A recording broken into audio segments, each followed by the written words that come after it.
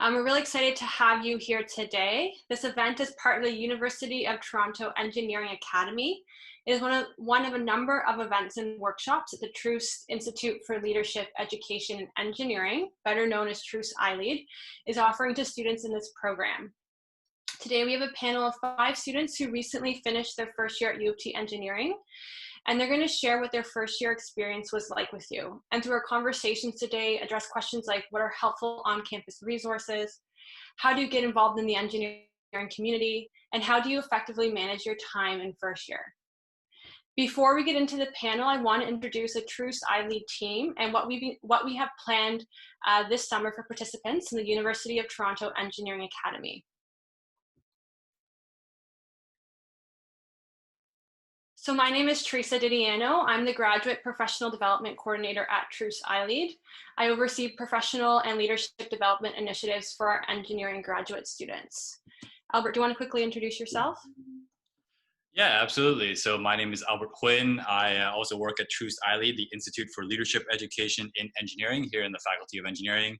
I work in a lot of undergraduate programs, developing workshops in leadership, but I also work directly in a lot of the courses that you'll be taking. So you might see my face in some of your lectures or some of your tutorials. I am, fun fact, also an alumnus of the Faculty of Engineering. I studied track 1 into chemical engineering, and some of my graduate work was in industrial engineering. And Annie, do you want to introduce yourself quickly? Sure. Hi, everyone. My name is Annie Simpson. I'm the Associate Director of Troost ILead, and I look forward to connecting with you when you are engaging with programs and courses in the fall. I think I'll leave it at that. Welcome. Great, thank you. So you'll be seeing more of us in our upcoming sessions that we have planned for you this summer. So what is Troost ILead? So Troost ILead is an institute within the Faculty of Engineering. We are a team of educators, researchers, and professors. Our mission is engineers leading change to build a better world. So we really want to inspire the leadership potential of engineering students. We define leadership as everyone a leader. It is not positional, it's a process. It's about creating positive impact on everyone around you. So what does this actually look like? It's about taking initiative to resolve a team conflict, asking a tough question in class, or working effectively with members on a team project. There are a number of ways you can get involved with ILead when the school year begins in the fall. So we offer drop-in workshops that are 1 to 2 hours in length. We have cohort programs where you can join a community of students and take part in a multi-session leadership learning experience. We support leaders and student clubs, and we have 4 credit academic courses. To stay up to date with our offerings, I encourage you to subscribe to our newsletter at the link at the bottom of your screen, and we will post that in the chat for you. In terms of what we are offering you folks this summer, are these sessions right here. And I highly encourage you to attend these sessions that were specifically designed for students in this program. These sessions will give you the skills and knowledge to support you in this program and set you up for success in first year. You can learn more about these sessions at the link below and at the bottom of your screen, and we will post that in the chat as well. So let's get started with today's panel. I'm going to pass it over to MZ Chen, who is a moderator for today's event, to introduce herself, and then you'll also be introduced to the panelists. Hey everyone, my name is MZ Chen. I work in the first year office and I serve as the academic advisor for students in track 1. I also coordinate opportunities to help with learning inside and outside the lecture hall. So I can't wait to connect with all of you this upcoming academic year.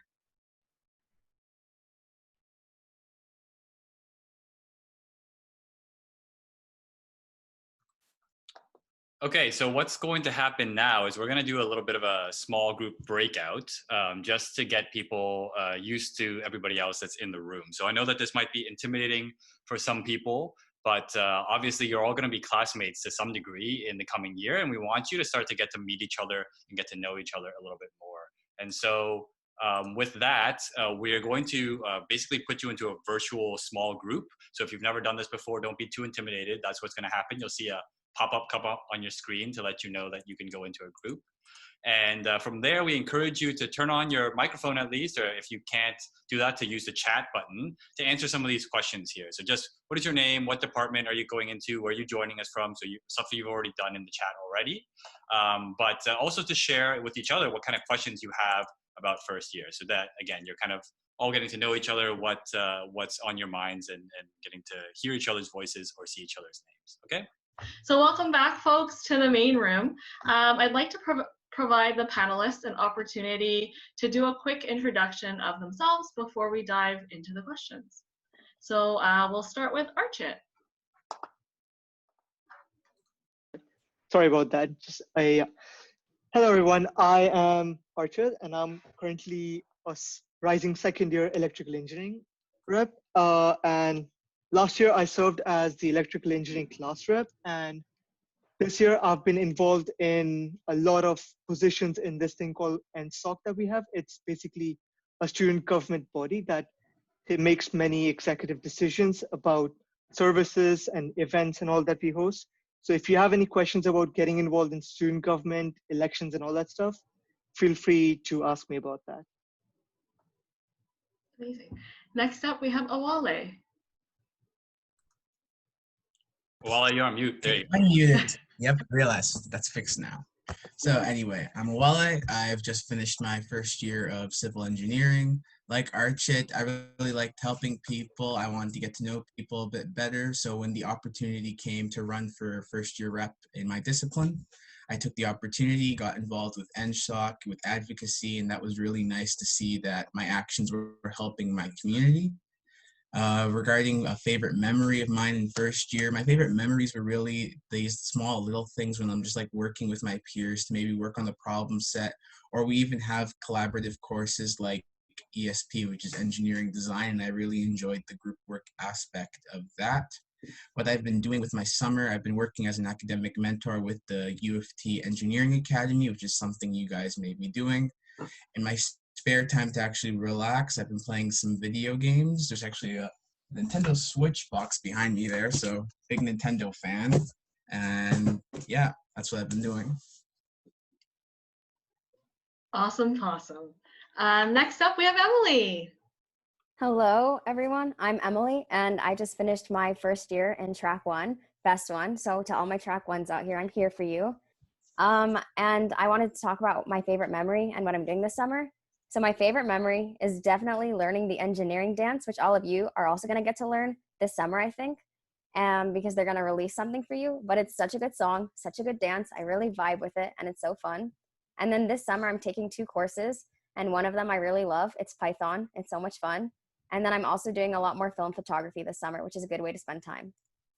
Thank you for that, Emily. Julianne. Hello, can you hear me? Yeah. Okay. So my name's Julianne. I just finished my first year of Eng-Sci. So to Emily, I'm sorry, Eng-Sci, Best Sci. With my summer, I'm currently doing research with one of the design professors, and we're actually looking at strategies and different technologies we can use to move some of your design courses online. So that's been really fun and engaging. And my favorite thing from first year, kind of like Awale said, it's not really like specific memories, but it's really just the people and the feeling of like community and all the friends I've made. And yeah, that's a bit about me. Great, thanks so much. And then our last panelist is Vishaka. Take it away. Yeah. My name is Vishaka. I just completed my first year. I was in track 1, and favorite memory of my first year was when classes turned online. I really I was in touch with my friends, and we really we played online games. That was really interesting. And this summer I'm working with first year office with MC and Professor Chirabariava on data analysis and content development for one of the courses. Great, thank you everyone for sharing a little bit about yourselves. We'll start off with the questions that we have mapped out for today. So the first question we have for the panelists is, what was the biggest difference between high school and U of T engineering for you? I think Vishaka is going to start us off with this one. According to me, the big difference was In high school, I had exams in like continuously. So like I will prepare for the 1 month for the exams, and then continuously I have exam for the 6 courses or 7 courses. But in U of T, it was like in first year, it was like I have exam every week, and I need to prepare for like exams every week. And it was really frustrating in the start, but as the year goes, I kind of developed a habit, which was like I need to prepare, like I need to do questions, like practice questions and review the lecture material daily on daily basis. And also it's called as like active learning, one of the active learning process. So when you review the material every week, like every day and every week, it kind of setups in your mind. So you don't need to like go again and again and try to remember those stuff. So always try to review the material on daily basis, and I think that will really help you. And second biggest difference was like in high school the community was really small, so I was in a residential high school. So I like there were only I think 500 people, but in U of T it was really such a big community. But because of friends and everyone, I really got like I really enjoy my time in U of T. Yeah. You raised some really good points, Vishaka. We are going to talk a little bit more about time management in one of our future questions. But in terms of community, the school community is vast and there are many connections to be made. So thank you for that reminder. I think I saw Awale's mic unmuted. Do you have anything to share about your experiences regarding some of the differences between high school and U of T engineering?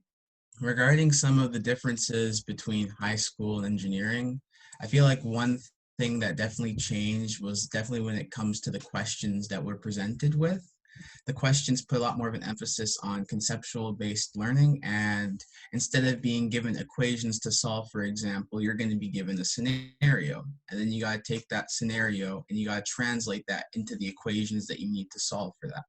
And so that's one thing that was a big difference. Another thing that was a big difference for regards to time management, every week there's going to be some sort of task that you're going to have to complete, like that big task. And you got to make sure that that week is planned out accordingly to how you have that big task done. But you also have to make sure that you're set up for the task of next week. And if you don't have a clear plan, you're going to feel that you're eventually going to be playing catch up. And so there's actually a course called APS 100, which is really nice, that helps you develop those skills and helps you make a plan for your entire semester. And that's something that most people found really helpful, and they continued that into their second semester, even though they didn't have the course. So that was something that was really nice. For sure, planning is major key, and the types of questions that you are engaging with are less, memorization based, but more application. Are you able to wrestle with some of the concepts that you're presented with? Thank you so much, folks. Our next question, at university, you take many courses and have competing test and project deadlines. What is one strategy you would offer to incoming first-year students to manage their time effectively? I think Archit has some nuggets of wisdom for us here. Thank you, MC. So in this regard, I don't actually have one strategy to suggest. That's a different thing. But what I would what really worked out for me was creating a balance between your courses. So you're going to have 5 courses almost every semester at U of T. And what's most important is creating that perfect balance, like not giving too much time to just the courses you like, but giving time to the courses you are not liking so much. Because it's those courses that you don't like in the start that are going to come back to haunt you. Like building on what Vishaka said in the start, it's about working on it every week. If you're not going to work on it every week, it's going to be a lot of work piled up right before the examination. Also, I think Awale also mentioned this. You're going to be playing catch up continuously in that course, and ultimately you're going to end up sidelining that course. And each course counts equally in your GPA ultimately and in your learning experience on the whole. So it's very important to prioritize and divide your time judiciously, and not let's say you like coding a lot and you might end up giving your time to coding, but that's not the best way to divide your time. You need to divide it out equally so that you can do each subject justice. Brilliant points about balance, Archit. I completely agree. I was nodding like vigorously. I think oftentimes people dive into things that they love, which makes good sense, but it's also important that you pay attention to things that challenge you and that you find a little bit that you struggle with as well. I think Vishaka also had a few tips about time management strategies regarding competing priorities that you might face in first year. Yeah. One of the thing which really worked out for me was to write a to-do list. So on daily basis, you have many assignments like to complete. On like suppose in 1 week you have 7 assignments to complete. So you really need to make the to-do list and to write like what are the assignments and due dates for the assignments. So make a calendar for that and like kind of follow the calendar. And another thing was when you do like make the to-do list, try to follow the to-do list because it's really important. And it really also some of the assignments may take lots of time, so use the time between the classes, like when you see your schedule, there might be a 2 hour 2 hour gap between the lectures. So try to use that time, don't waste that time because that time is really important. As you know that our classes are from like 9 to 6, so you really need to use the time effectively. Yeah, I think those are the things I really used it. I am muted. Great points about using all the gaps in your schedule to really maximize your use of time. Our next question focuses on building connections and meeting friends. So what do you recommend students do to build connections and friendships with their peers? I'm gonna go to Julianne for this one. And then, yeah, we'll start with Julianne. Yeah, so I'll say one of the ways I made a lot of friends in first year was by just asking for help in classes. I used to joke that all the dumb people at the bottom of the class would become great friends because we'd all help each other finish our problem sets. So that's definitely a good way to make friends. And also, I know it's gonna be a lot harder online because you can't just walk in the common room and see each other in person. But I also made a lot of friends during exam season because I was basically at home, but we would call on video and I'd meet some friends that some of my other friends would all just pull people together, talk in a video chat, do practice exams, talk about the problems. And that's a really great way to bond and also just help with your studies. Thanks for that, Julianne. Great ideas to get us started. And I think Archit wants to share too. Yep, I just wanted to add just one quick thing to this conversation. So my point of view was that so there are going to be for all disciplines actually, there are going to be these group chats that are going to exist probably through Facebook or Insta, whichever your class feels comfortable on. I would highly recommend getting on those chats and making an effort to talk to people, because it's when you make an effort to ask a question, someone or the other is going to answer that question, and you'll more than often be surprised by how much help you can actually get from these groups. And building on that, I would actually suggest that if any of you haven't joined, there is a post. Oh, apologies. I've posted a link in the chat. It's essentially the Facebook group of all the 2T4s coming in. So when you get on that group, you can basically get on your discipline pages, and then you can ask the current class reps to add you to the chats that they've already created. So calling out to all the ECEs, you can message me on Facebook. My name is over there, and I'll add you to the chat that I've already created for all the ECEs coming in next year, so that you guys, if you have any questions, if you get stuck anywhere, you can always pop up on these chats. They're upper years over there. Don't be hesitant. That's my advice for this year. Like, be always willing to reach out. There will be someone to help you. You'll often be surprised by how much people are willing to help you. I love that message. Always be willing to ask for help. I also love the fact that we're already community building using some of the links provided in the chat. Just a quick reminder, all students in first year will receive a newsletter either from the first year office or the engineering science office with opportunities and initiatives to help you meet friends and build connections with your peers as well. So keep an eye on your inbox for those reminders. Our next question is, what is one resource at U of T you found really helpful for your academic or personal journey? I think Emily, oh, and why? Please tell us why. I think Emily is going to start us off with this one. Yes. So one thing that I found really, really helpful at U of T was first off, your academic advisor. So in my case, my academic advisor was MZ, who's speaking right now. But like, so if you're in track 1, you're going to get MZ. And if you're in another discipline, you're going to get another academic advisor. But your academic advisors are so helpful because they give you so many resources. So like if you ever feel overwhelmed or stressed at any point of the semester, they can reduce your course load, which is a totally normal thing too. I didn't know about that until second semester, but you can reduce your course load if you feel like it's ever too much. They can also provide you with tips and resources like office hours, things like the Math Learning Center, like a learning strategist. Like she has whoever your academic advisor is, they have everything for you. So they have a lot of resources. So like they're helping you out and leading you to the right direction. So it's like one place where you can find everything. And on that note of like MZ telling me different resources, office hours are also a good resource to go to. And I kind of was late to the game a little bit with office hours because I didn't realize how good they were until a certain point. But then when I started going, they're so good. I would highly recommend office hours, especially because you're either going to have a TA helping you out or the actual prof is going to be there. But it's so helpful and it's so worth your time. Like it might take an hour out, but you'll understand your problem sets a lot better. So those are the 2 things I definitely recommend going to your first year. Even if you are not feeling as stressed, like just get to know your first year advisor because they're very helpful and they have a lot of tips for you. Thank you for the shout out and the love, Emily. I always recommend meeting with your academic advisor, whether you need the support or whether it's just to say hello. We all love to see your wonderful faces. I think Julianne also has a few resources that she'd like to talk about. Yeah, Emily actually stole a lot of my points. I was going to say a lot of the same things. I definitely talked to my academic advisor, Stephen, a lot. He's great. He's the EngSci one. Definitely recommend talking to him. I remember like when I first came, we had a different advisor back then, but I was just like, David, I need to come talk to you and just, I'm scared of first year. I just need to cry in your office first week. He's like, great, make an appointment. And that's how I started my first week of classes. And it was really, really great. Super helpful.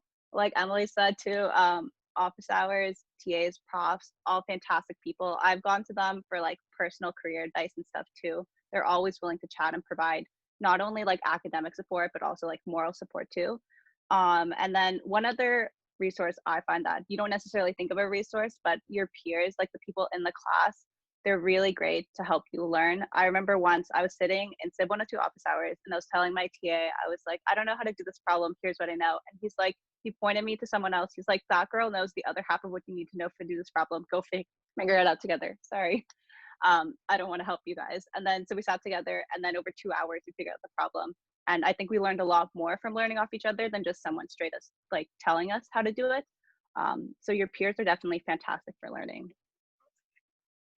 What a beautiful story about peer-to-peer learning. Thanks for sharing that. Speaking of peers and students, there are over 100 student groups at U of T Engineering. A number of you are involved in these student groups. How did you decide what group to join? Tell us about your journey, Emily. Okay, so I actually am involved within some of the groups here at U of T. One of them being I was the track 1 rep, which I highly recommend to any of the track 1s here. You should do that when fall starts. It's so much fun. But I was also involved with other things like Engineers Without Borders and School Night as a writer. And the one thing I would say, like my biggest tip, first of all, is to go out and take a risk and maybe go out of your comfort zone when you're doing these clubs. Because like I didn't think I was gonna go be a track 1 class rep. I was like, oh, it feels like a little bit too much for me. Like it's a lot of getting to know people, and like I was kind of shy at the beginning. Like I wasn't super sure how I was feeling. And then like going and doing that really helped me step out of my comfort zone and grow a lot because I became a lot more comfortable talking to the people in track 1. And it also helped me get to know a lot more people. And so I feel like the one thing I would tell all of you, like whether it's for clubs or for anything, is to go out of your comfort zone this year because you'll grow a lot as a person if you do. But I think in terms of also deciding what to join, just go for it. Just go for a lot at the beginning, and then like you can like slowly like do less throughout the year. But it's important to see what you actually like, because like there might be a club that you might be like, I don't know how I feel about this, and then you end up loving it. Like I remember I didn't know about school, like writing for School Night, which is the engineering musical. Like I didn't know I could do that, and then I found out about it during a club fair, and I was like, I've never done this, but maybe I'll try it out. And then I ended up loving it. So I would just say, like, go for whatever at the beginning, and then like as the year goes on, you'll figure out what you do. But those are my 2 biggest tips. Go out of your comfort zone and like go for it at the beginning. I love it. Thank you so much for sharing some words of wisdom on how to take the first step into getting engaged and getting involved with student clubs. Any other folks in the panel have some student organization involvement stories that they'd like to share? How did they pick the club to get involved with? Julianne, Awale, Vishaka, Archit. Oh, I see Archit going for the unmute. Okay, so I've been heavily involved with NSOC over the past year, and I'm taking up more positions this year as well. So just a quick intro, NSOC, like Awale mentioned a little while ago, it's the student government, and essentially it's an opportunity for you to represent your constituency, your class, and make decisions to help them make things better for them, express their opinions. So it's all about like, it's a way of giving back to the community, working to make the lives of everyone better, because engineering is a tough life, and the more efforts and the more things you can be part of to make things better for others, that was the outlook behind what I used to get into this. I would also highly recommend being a part of NSOC because it also really, really gets you into the community. Like I felt more at home when I was like in meetings with other NSOC members or as part of events, organizing them. You sort of become a part of the community more when you're involved in doing something for others. That's why I would highly recommend being a part of the student government. I love that. Yeah, I think it's such an important reminder that, you know, getting involved can lead to so much change, and getting involved is great for community building. I think I saw Emily, I don't know if that was a raise hand or just like excitement hands of emoji. Excitement hands of emoji. I like that. Hooray for getting involved.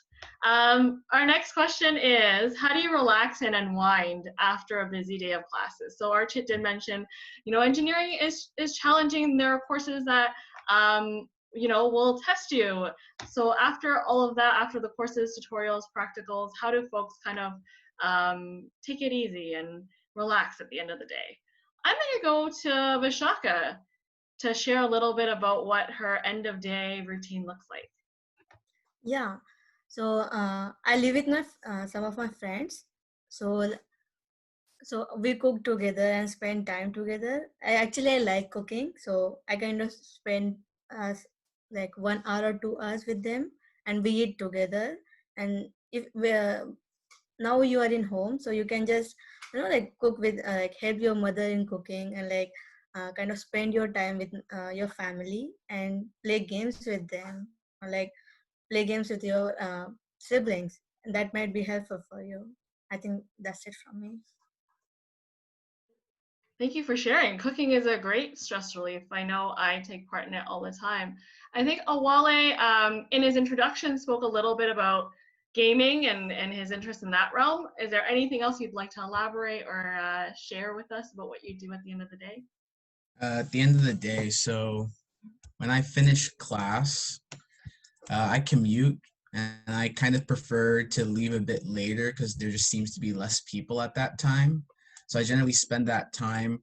I do some work, but I also don't want to just keep my head in the book and be alone. So I try and find a place to do work where I'd be surrounded by people. So the beginning of the year, I go to my own common room. Unfortunately, that was a bit empty. But then I went to the chem common room, and then I ended up, there was a few people there. They're all in first year, and I was taking a common chem course that we all take. So I was able to at least connect and work with them on that subject, get to know some people through that. And then with the activities that they have there, I can unwind. So if I just go there and I'm like, you know what, I'm just going to take an hour, unwind. I'll just play some ping pong, for example, or I'll just sit here and I'll just read this book for a while. So that's what I would do to unwind. And then eventually, once I finished my work, I would commute home. And then I just made sure I dedicated whenever I was at home, I just wouldn't be thinking about class. I just eat some dinner, unwind with my family. And then that's how my end of the day plan would go. Sounds like a great plan. Awale, could you elaborate a little bit more about common room? Because we tend to throw that term around a bit, and I don't know if everyone in this space is familiar Every with. discipline has a common room. It's just a space, a room that all the students in that discipline can go in and get to know each other and socialize with each other. There are generally activities in the common room that each discipline has, like the ECEs, they have a Wii where they play Smash Bros. Other disciplines, they might have a foosball table. I know the civs, one of our big things is foosball, and it's a nice way to get to meet upper years because you'll be in there and it might be a bit intimidating, but they're actually really welcoming. And if you just do like a common activity, they'll be like, oh, we need one more person for foosball. Are you up? And then through playing that, you end up getting to know them better and you make some friends that way too, which is really nice. And then they can also serve as mentors and they can really help guide and help you understand your first year experience because they'll be like, yeah, I understand how this went. I was right in that position too. And it really makes you feel like you're not alone, which is a really nice thing. So the common rooms really help build community, but I'm sure that we'll be finding very creative online alternatives to that, of course.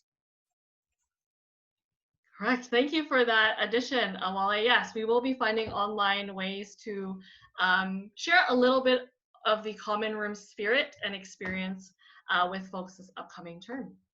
Our next question is, what is one skill, mindset, or strength that you developed in first year that is helpful? You've had a bit of time to reflect on it. I think Julianne has a few tips and things that she wants to share with us. Yeah, so one of the things I actually had to learn pretty early on was that like you have to change the way you approach the material, at least for the way I learned. So before in high school, sometimes you'd be like, okay, tonight I'm just gonna learn this and I'm gonna like master it, right? But I feel like with the stuff we learned this year, you can't do the same thing. So I actually had to stagger my learning. So like the first time I'd open my book, I'd just be like, okay, we're gonna find the keywords. The second time I open it, we're going to skim through it and get a general idea of what I'm learning. And then like the last time it's like, okay, let's practice questions and then go back through the textbook. So it's definitely okay to not like understand everything super quickly. I know some people in lecture, they can sit down for the full hour and absorb everything. I get lost after 10 minutes. But that doesn't prevent you from doing really well and learning the material on your own. You just have to approach it from a different pace. So that's something I had to learn in order to keep myself from being really sad about not understanding lecture. And just a quick follow-up to that, because that's a message that I know my colleagues in the academic advising realm, we always try to share this with students. Like, it's really, helpful and healthy to change. Things that worked for you in high school might not necessarily work for you at U of T Engineering. If you don't mind sharing, Julianne, what process did you undertake? Did you, chat with instructors to see what they would recommend as you embarked on this learning experience? Did you do some reflection on your own to kind of figure out what new ways worked? Like, what did your metamorphosis essentially look like? Yeah, it's actually really funny. So there was a really busy week in September where we had a big assignment due Thursday, and then we also had our problem set, which was due Friday. And I went into office hours on Tuesday, and I was like, okay, there's only 5 questions. I can finish this in 6 hours in office hours. And then I spent the first 4 hours doing question 1. And that was really difficult. And I was like, oh my God, I'm not going to get through this week. And then I ended up crying in the bathroom in Sanford Fleming. And then after that, I kind of took some time to think about what I was doing and what needed to change. And then I think it was kind of that point where I turned my attitude. I started studying at different hours, started studying in a different way. And also just looking at the assignments in a different way, not leaving it all to one night, doing all of it. And starting it earlier, even if it's just reading through the assignment and letting it sit in your brain. That was like my big turning point where it kind of changed, which was good because it was like right before all the midterms. So it was good timing. Thank you so much for opening up and sharing about your aha moment. That was really lovely. I see that Awale has his mic unmuted. Do you have one skill or mindset or strength that you developed in first year that you find is helpful? I think a mindset that I've developed is being more comfortable with mistakes and being more comfortable with, I know this is a big word that people are afraid of, but being more comfortable with failure. Because like one big lesson for me that I learned was I had this midterm and the first question I didn't really understand that well. And then the second, that really stressed me out and I got worried. And then it interfered with my ability to do the second question. I ended up only doing half of it because I didn't fully read the question because I'm like, oh no, I wasted so much time on the first one. I need to rush through this. And then the third question, I also didn't get that either. And what I learned from that was that I really need to be more comfortable with, okay, you didn't understand this question, you got to separate that and then move on to tackle the next question and then the next one. So it's really a mindset of, even though if you didn't get it, you need to understand that if you don't get it for now, if you work hard, you will get it later. And you need to be able to separate different tasks. So like, I handled this task, didn't work, move on to the next task, try and handle that one, and basically just try your best with each task and try not to let the past task influence the current task that you're working on. It's really just like a perseverance mindset, I guess. I really appreciate what you just said, Awale. It's perseverance, but it's also growth, right? You're looking at what you've done, what maybe didn't go the way you planned, and then what are steps that you can take forward to really thrive and do better the next time around. So thank you a lot for that. The last question, I'm hoping each and every one of you gets an opportunity to share, because I think it's such a great question, and all your experiences are so varied. So what is one of your favorite memories from first year and why? And I'm going to go through the list in alphabetical order. So we'll start with Archit. Please tell us about one of your favorite memories from first year and why does it stand out for you? Okay, thanks for that question. That's actually a very good question. So my favorite memory is probably, so we have this tradition, like we actually have a lot of traditions at school. And one of those is where the first years pull off a prank on the whole community. And one of my favorite memories is probably working on that prank, which is essentially constructing a large wooden tree. We worked on that project till like 5 in the morning and then cycling back to my residence and then making it for the 9 a.m. lecture the next morning. That was a different experience altogether. So I guess, yeah, that's something that I really look back on and I'm really happy that it happened. Emily, your first year, what stands out for you? Yes. Okay. This is a really hard question because I really did like a lot of my memories from first year.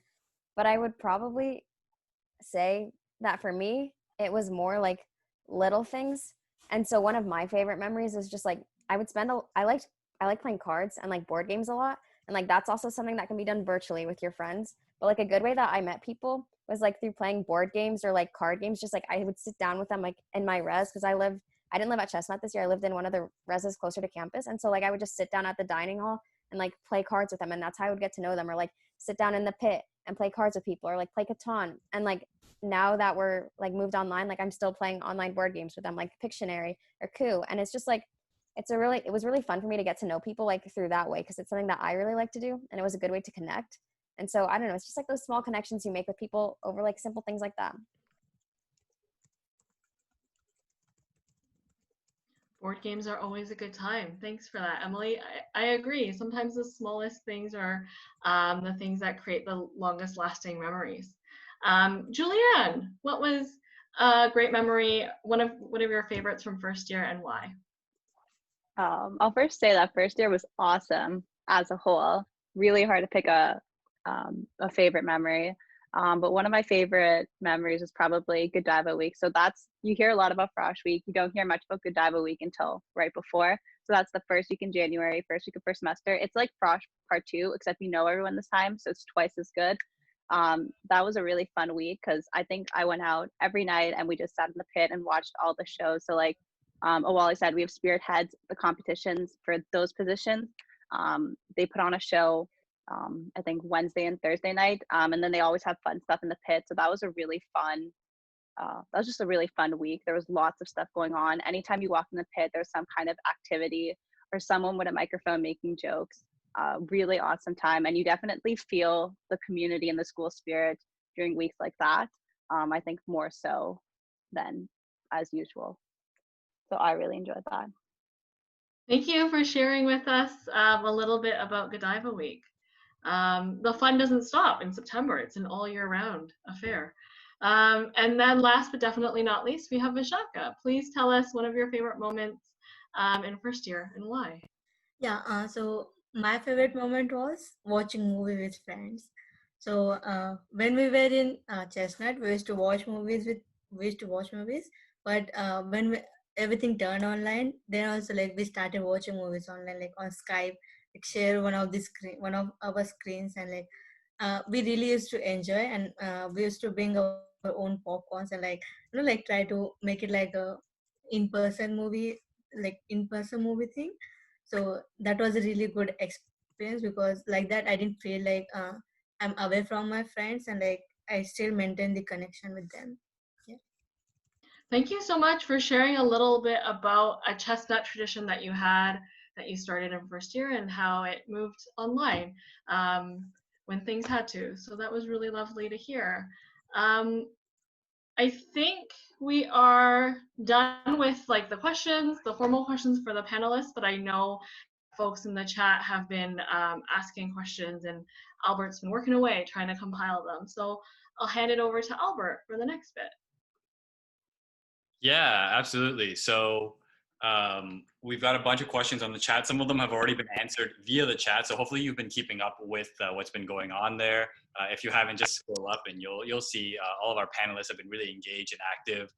You'll also notice, just as an FYI, Claire Haymans has also been responding. So for those of you who don't know Claire, she's actually the mastermind behind the Engineering Academy program that most of you are actually a part of. So she works in our engineering outreach office, amazing staff member here in the Faculty of Engineering. So if you're wondering who is this Claire person that's answering all these questions, she is the one that has actually created the Engineering Academy program for all of you. Now, I'm just going to run through some of the questions here that haven't really been answered directly via the chat, and we'll just kind of bounce through some of them. So one of them, and forgive me if I pronounce your name wrong, because it's difficult to know how to pronounce it by just reading, but I'm going to try my best, because you're all people, and I want to make sure that you're recognized for your questions.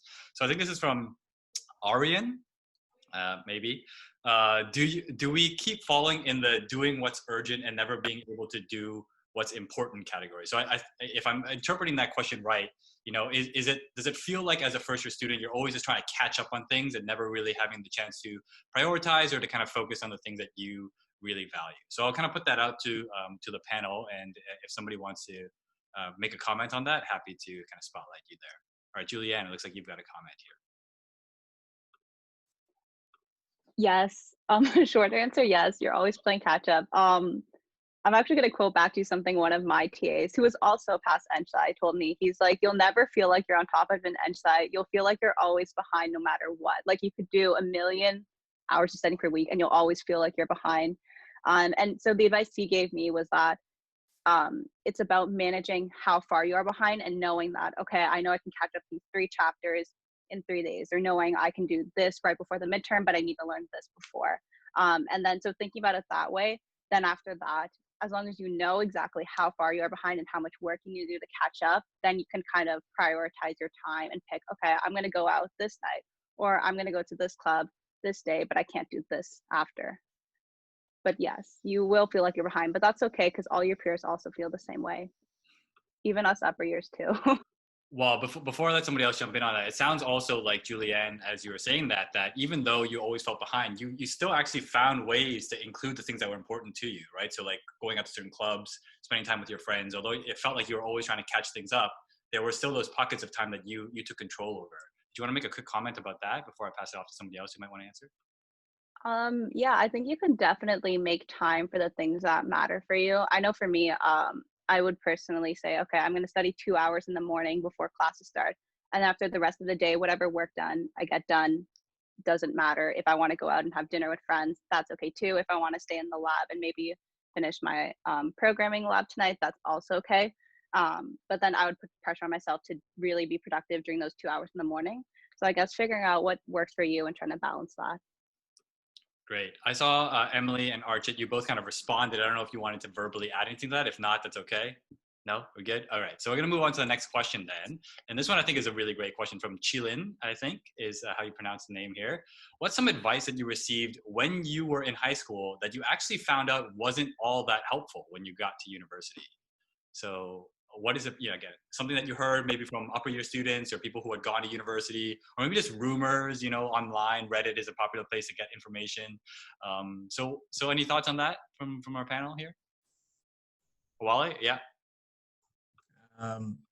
One thing that I kept being told by like my parents, like people that were older than me is like, university, you're on your own. You got to really fend for yourself. And if there's anything that you've taken from this, I hope it's that that's not the case at all, and that there are so many supports to help you, that there's a community where you can get help from your peers even. And that mindset that you're on your own is really not a good mindset to have, because you end up missing out on a lot of opportunities to help and a lot of social opportunities. Because even though, for example, you might be asking for help on a problem set, that could be what triggers some great friendships along the line. So that's one piece of advice that if you've heard, I hope that you throw out the window. You're not on your own for this. You're not fending for yourself. There's just so many things to help you. Great, thanks for that. And I see Julianne's also responding with a, clap there. Anybody else want to respond to that question? So a piece of advice that you got when you were in high school that just, sorry, there's a siren going on in the background right now, that just was not founded when you got to university. I mean, there is one rumor I want to address. That's something that I've seen more in the international community. I'm not sure if the Ontarians have heard about it, but it's about how U of T practices create deflation. It's about how, so for what I had heard before I came to U of T was about how U of T has this bell curve where everyone who is above average actually gets pulled in and their marks are reduced. And I just want to address that does not happen.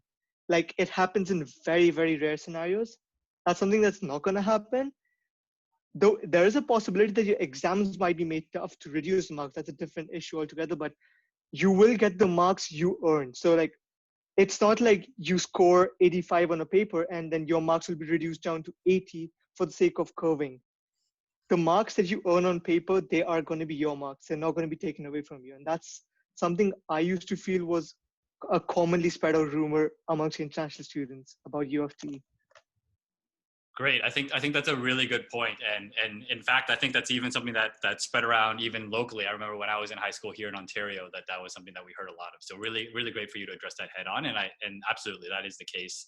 There's no mandate for the professors to have to give you a certain grade. Professors have a lot of control over their courses. So they can give you what grade they think you deserve, and they don't have to force you to have a deflated grade. So we've got a couple of questions here. I'm going to kind of lump them together a little bit, but I think Jasnoor was one of the people that asked a specific question about tips to adapting to online learning. So obviously the last part of the winter semester for all 5 of you was online, right? So you went from in-person to online for kind of the end of March into April. So just even from your own short experience with that, are there any quick tips that you might have with regards to how you were able to keep yourself motivated and just on track with the online learning? So Vishaka. Yeah, so I'm doing an online course in this summer also. So the main important thing which I have been following is work daily, attend all the lectures and tutorials and practical sections, because in that they really help in completing your labs, and in tutorials they show you they make you solve many questions, like problem solving questions. So this is really important that you attend every lectures, tutorials and practicals. And another thing was try to keep in touch with as Archit mentioned, you can you can join the group chats, and always join the group chats, and if you have any questions then ask there, and make friends over there, and try to have calls with your friend, and ask questions over video calls and all this stuff. Great, awesome. Anybody else want to comment on this? While it looks like you're ready to jump in here. One of the really nice things about online is that since most of your stuff is recorded and it's accessible for you wherever, whenever you want it, it's easy to fall into that trap of, you know what, I'm just going to put this off for some other time that's more convenient for me, except that more convenient time never ends up happening.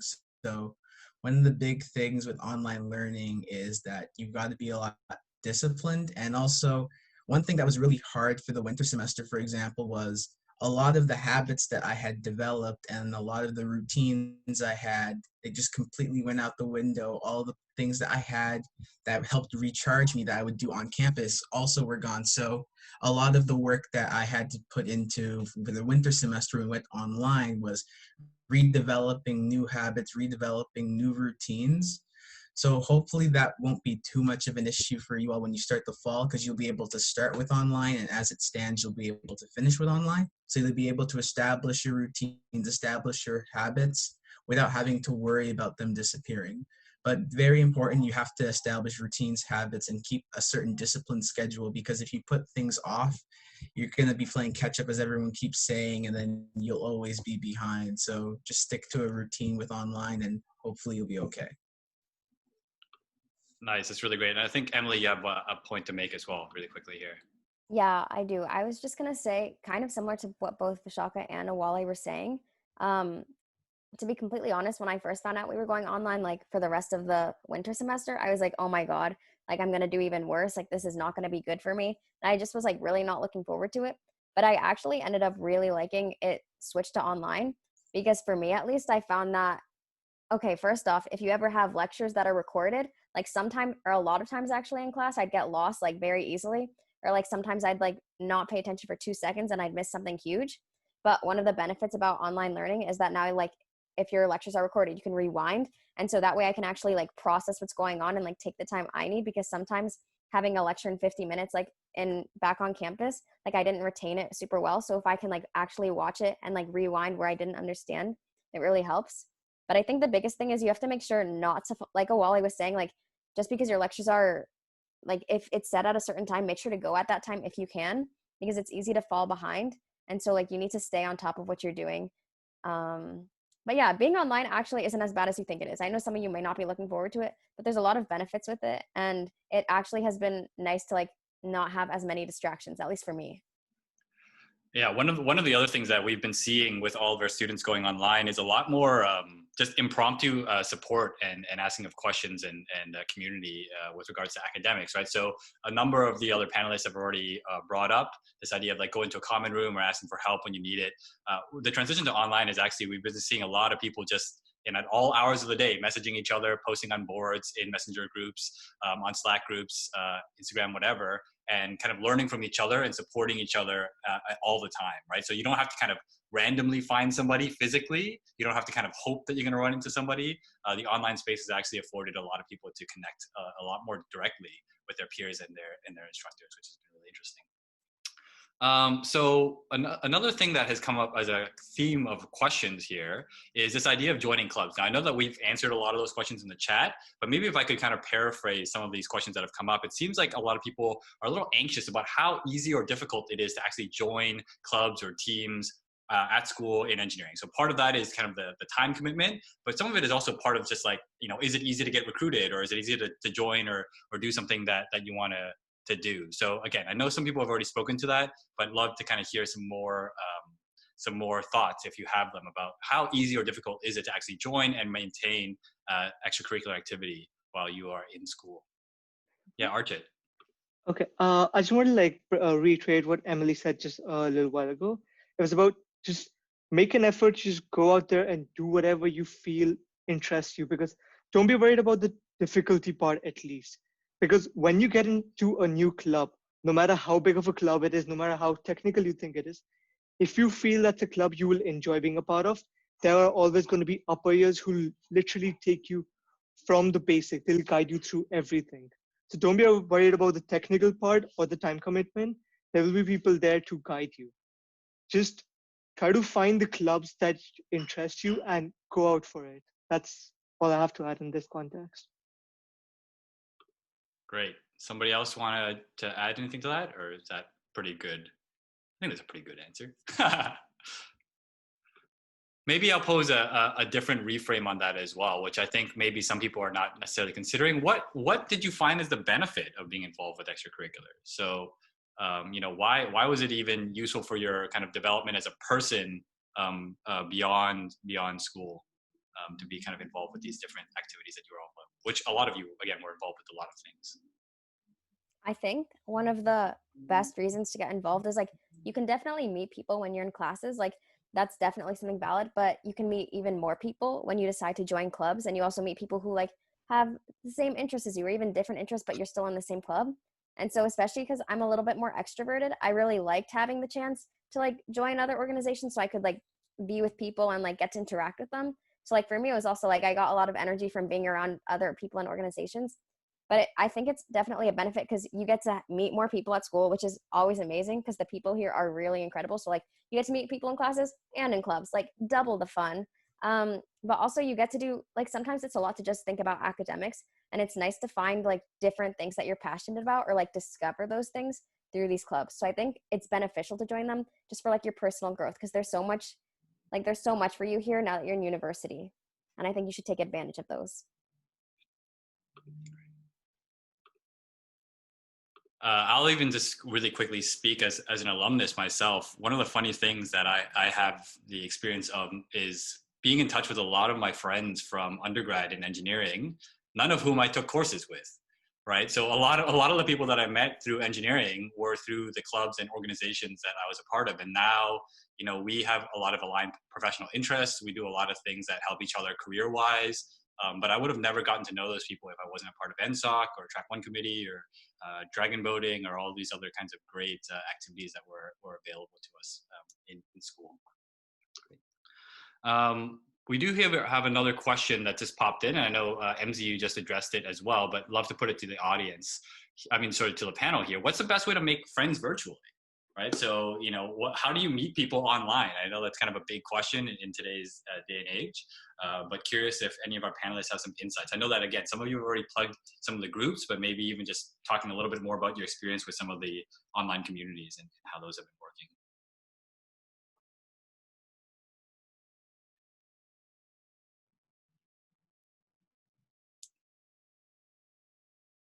Maybe Julianne, we can throw it to you.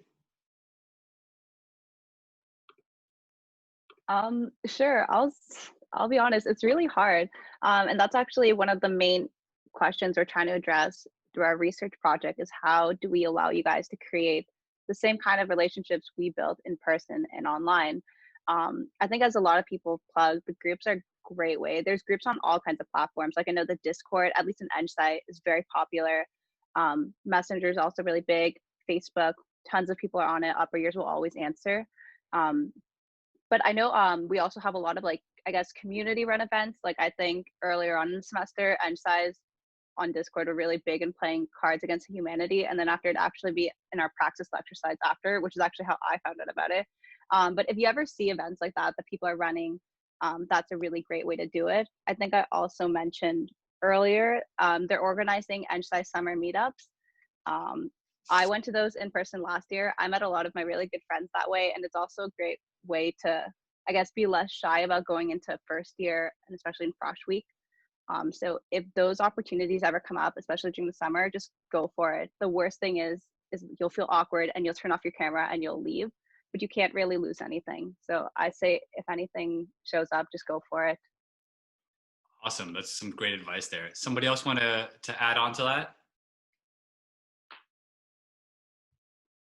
So I'll just say really quickly as well that one of the things that's worth noting is that many of the people on this call as participants are in the Engineering Academy program. So you are actually in STAR groups with people who you're going to be in school with next year. So, you know, take advantage of those opportunities too, to kind of meet the kind of 15 to 25 people or so that might be in your group and like get to know them, because you're with them for 8 weeks in this program. So that's a great place to kind of start building some of those connections. And then as they meet more people and you meet more people, you can introduce yourselves to each other on all these different online platforms. So really encourage you to take advantage of that while you can as well. We've got a specific question here for Vishaka. Do you see that question, Vishaka, in the chat? Did you want to kind of bring it up there? So for those of you who can't see the question, basically it's asking about her experience with the swing dance club. So.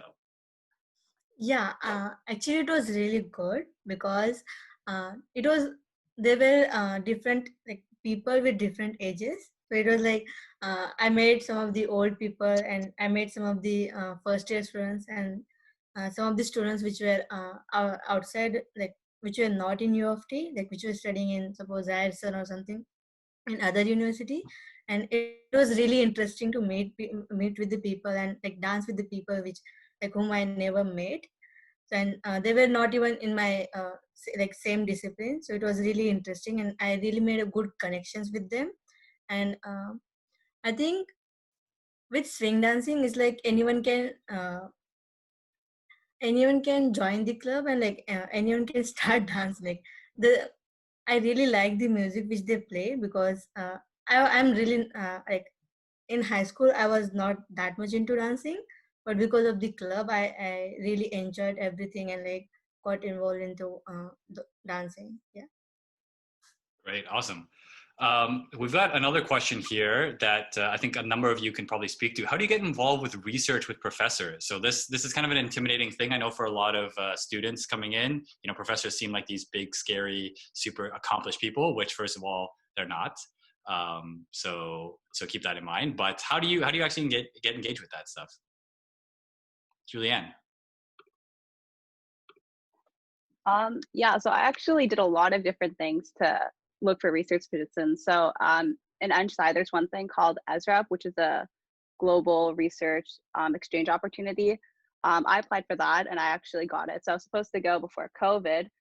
That's a great opportunity. I definitely recommend applying if you're in EngSci and you have the chance. So that's one way you can do research.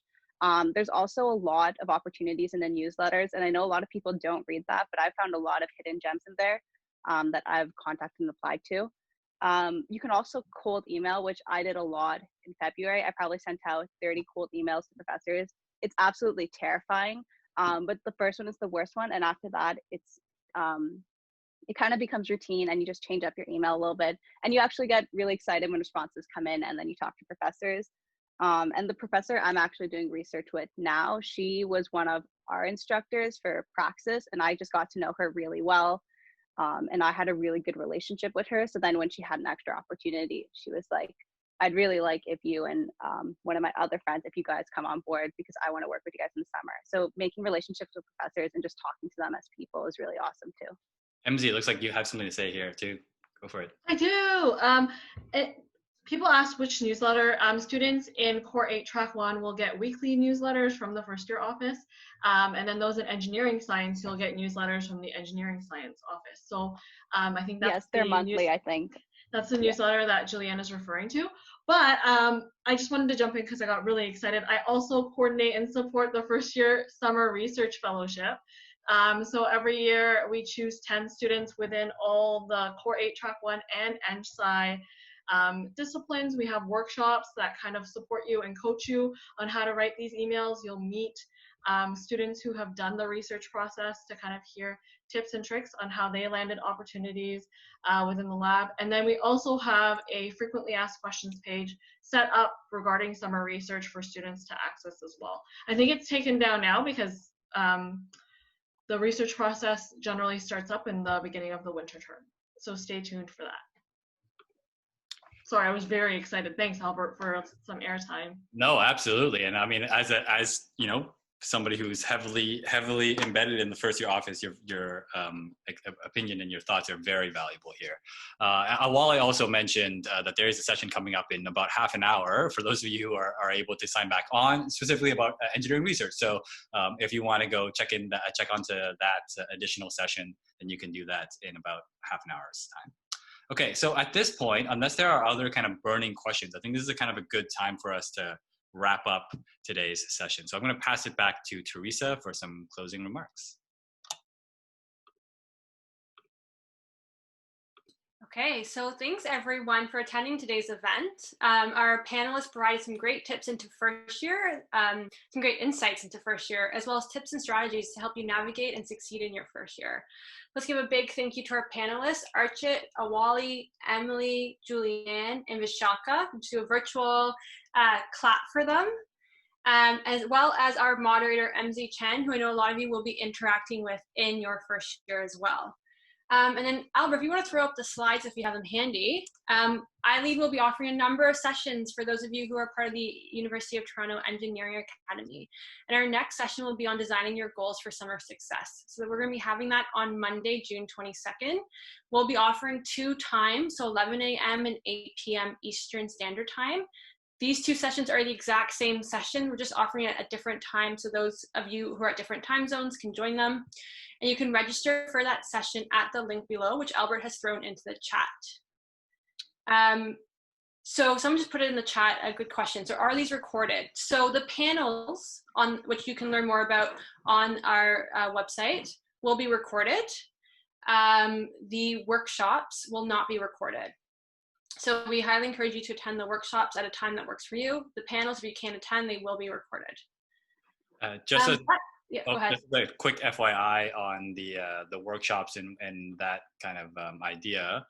The reason that the workshops aren't recorded is because they're going to be interactive. So although it's online and it feels kind of weird, like how are you going to possibly have interactive workshops online? We've found ways.